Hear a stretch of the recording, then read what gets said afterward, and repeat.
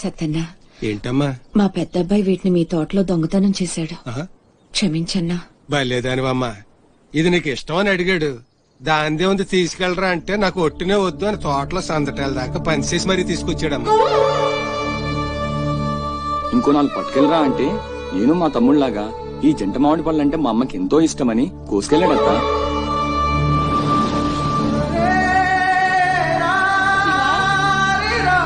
శివా శివా శివా శివా నాన్న శివా